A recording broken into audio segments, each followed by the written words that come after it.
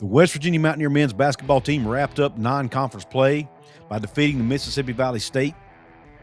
The Mountaineers are sitting at 9-4, have lost pretty much all games with except one against high major competition. They're 1-4 in those games.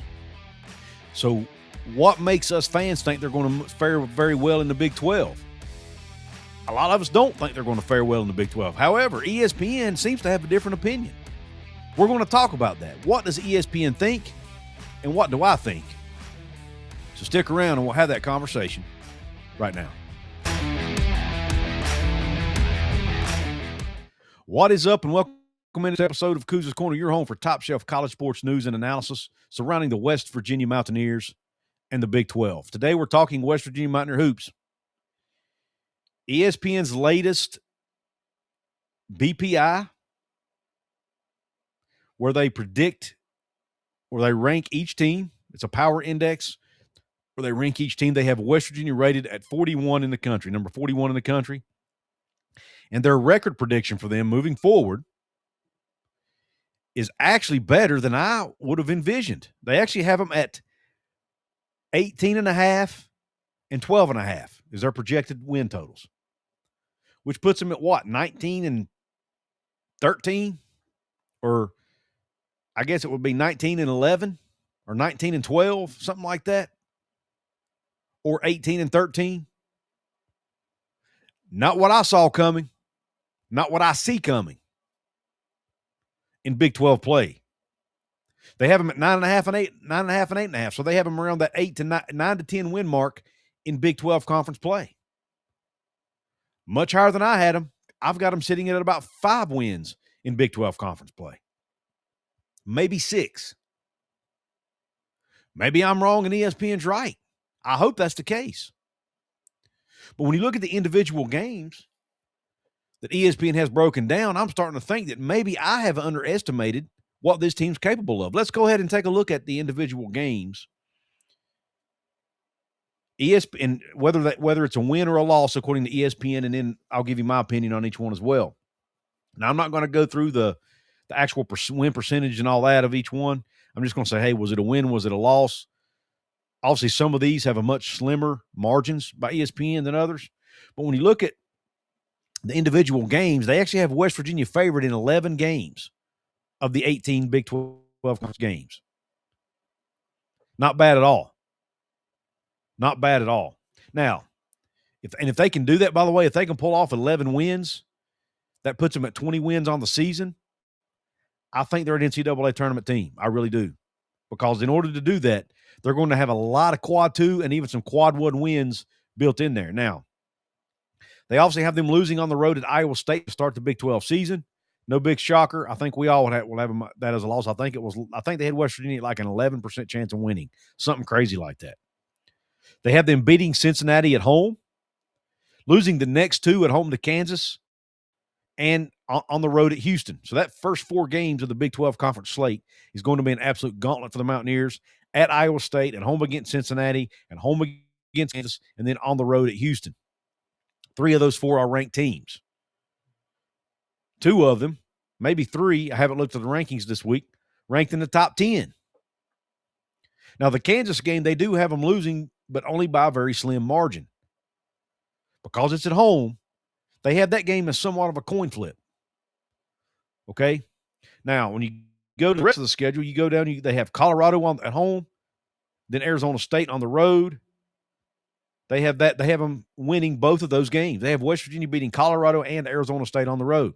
Now, the Arizona State game on the road, I'm not quite as comfortable saying that West Virginia wins that one. Arizona State's playing much better basketball than a lot of people thought they were going to play coming into the season. It's on the road. It's 2 time zones away, maybe 3. Not sure the way Arizona does their time. I can't keep track. But anyway, that one to me, I think I give the edge to Arizona State on that one. Then they have to stay on the road. They stay out west, and to stay in the state of Arizona, and they go play the Arizona Wildcats, who last time I checked were the number 1 team in the country. They have that as a loss, as do I. Then they come back home to play 2 straight, once against Kansas State, once against Baylor. ESPN has West Virginia winning both of those games. Then they have them winning a third in a row on the road at Cincinnati. Now, only by a slim margin because it's on the road. They do have it as a slight favorite, have them as a slight favorite, but nonetheless, they do have West Virginia as a favorite to win that game. Then they have them winning at home against Texas Tech and on the road against UCF, at home against Utah, and at TCU. They have them winning 8 games in a row. ESPN has West Virginia favored in 8 straight games. They're at the back end of their Big 12 season. Then to finish the year, their last 4, they have a win at Oklahoma State, so it'd be 9 in a row in that case. 9 wins in a row. Then they have them with a loss at home against BYU, no big surprise. A loss at Kansas State, but only by a slim. They're only slight underdogs in that one. And then they have them winning their last game of the Big 12 regular season at home against the UCF Knights. Now, I agree with most of these, actually. The one at Arizona State, I say all of them. I don't agree with the Arizona State on the road. I would pencil that in as a loss. And I'm not sure I have them favored to beat Texas Tech at home either. Texas Tech is not playing as well as we thought, but they did pull the huge upset over Duke just a couple days ago. Texas Tech is still a very good basketball team. They still have JT Toppin down low. I think could be a potential matchup issue for West Virginia. I don't see them winning 9 games in a row in Big 12 conference play in that gauntlet. I think they drop at least, of those 9 games in a row, I have them dropping at least 2, if not 3 of those games. I have them dropping, I mentioned the Texas Tech game at home. I think they might lose the Cincy game on the road, and I'm not sure they beat Baylor either. But outside of that, so I'm looking more. I think this will be closer to. I'm still sticking with 15-win team. I think this is a 15-win basketball team by the end of the year, which means they only have 6 more wins on the schedule. If that's the case, maybe I'm just being. I get called a negative Nancy at times, or negative Nelly, or whatever you want to call it. I get told I'm too doomed. I just try to be a straight shooter, call it the way I see it.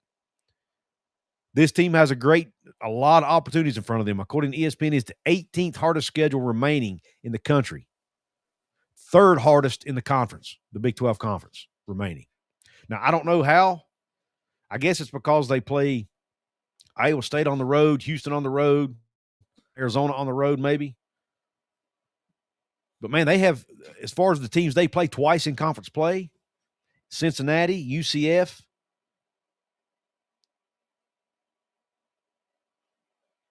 K-State, they could win all of those games. There's no reason they can't win all of those games, in my opinion. All 6 of them. Now, will they win all 6? Probably not, but they have a good chance to win all 6. So let me know what you think in the comments section about the ESPN predictions, BPI, where they have West Virginia currently at 41st. Now, they did drop them 6 points. So they actually had even more confidence in the Mountaineers on their last BPI that they put out. But Mountaineers didn't play in 9 days. The team they beat is literally the worst team in all of Division I in Mississippi Valley State. So that didn't gain them any points.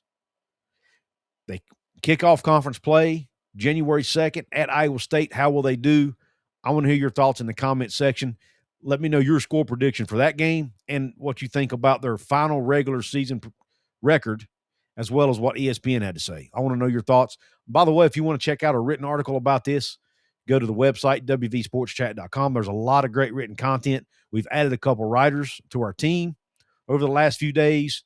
We're going to be trying to get more content out to you guys hopefully in a more timely manner at times, now that we have more people on board.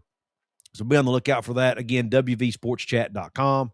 And if you want baseball content, man, we're going to bring you a ton of baseball content as well as our normal football and basketball stuff. So check us out. Follow us over there. You can sign up to receive our latest articles in your inbox every single morning in your email. Do that at the bottom of the homepage. But anyway, if you like this video, please hit the thumbs up button. Please leave a comment below. Please share it with your family and friends, and please subscribe to the channel if you haven't done so yet. I really appreciate you tuning into this episode. Hope the rest of your day is top shelf. God bless you, and Q Country Roads.